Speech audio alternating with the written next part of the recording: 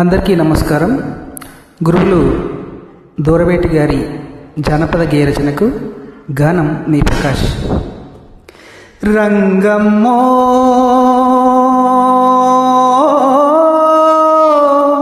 రంగమ్మో రంగమ్మో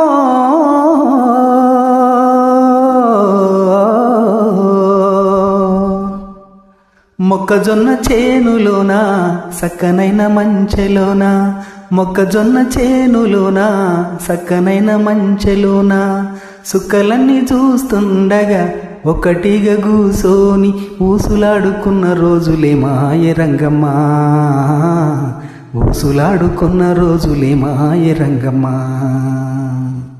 రంగమ్మో రంగమ్మా